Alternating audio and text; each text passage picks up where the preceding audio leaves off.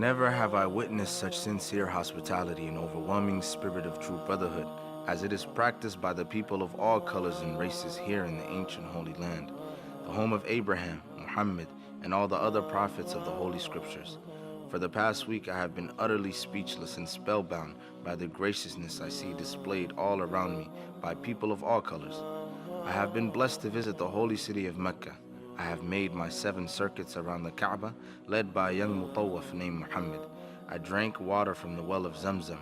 I ran 7 times back and forth between the hills of Mount Safa and Marwa. I have prayed in the ancient city of Mina, and I have prayed on Mount Arafah. There were tens of thousands of pilgrims from all over the world. They were of all colors, from blue-eyed blondes to black-skinned Africans. But we were all participating in the same ritual, displaying a spirit of unity and brotherhood that my experiences in America had led me to believe never could exist between the white and the non-white. America needs to understand Islam, because this is the one religion that erases from its society the race problem. Throughout my travels in the Muslim world, I have met, talked to, and even eaten with people who in America would have been considered white. But the white attitude was removed from their minds by the religion of Islam. I have never before seen sincere and true brotherhood practiced by all colors together, irrespective of their color. You may be shocked by these words coming from me, but on this pilgrimage, what I have seen and experienced has forced me to rearrange much of my thought patterns previously held, and to toss aside some of my previous conclusions. This was not too difficult for me. Despite my firm convictions, I have always been a man who tries to face facts and to accept the reality of life as new experience and new knowledge unfolds it.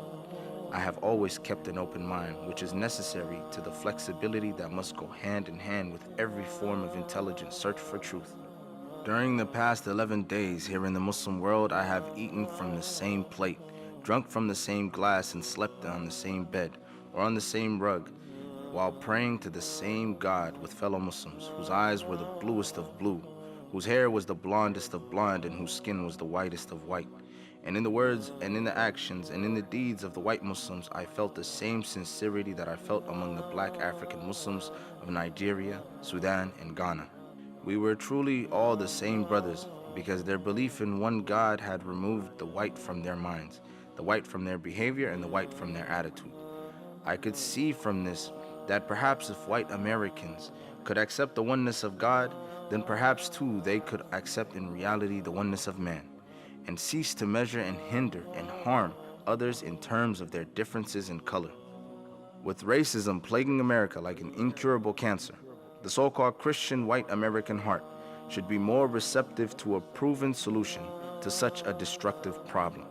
Perhaps it could be in time to save America from imminent disaster, the same destruction brought upon Germany by racism that eventually destroyed the Germans themselves.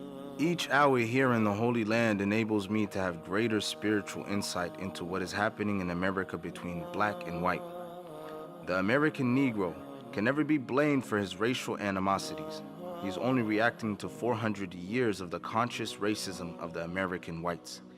But as racism leads America up the suicide path, I do believe, from the experiences that I've had with them, that the whites of the younger generation in the colleges and universities will see the handwriting on the walls, and many of them will turn to the spiritual path of truth, the only way left to America to ward off the disasters that racism inevitably must lead to. Never have I been so highly honored. Never have I been made to feel more humble and unworthy. Who would believe the blessings that have been heaped upon an American Negro? A few nights ago, a man who would be called in America a white man, a United Nations diplomat, an ambassador, a companion of kings, gave me his hotel suite, his bed. Never would I have even thought of dreaming that I would ever be the recipient of such honors. Honors that in America would have been bestowed upon a king, not a Negro.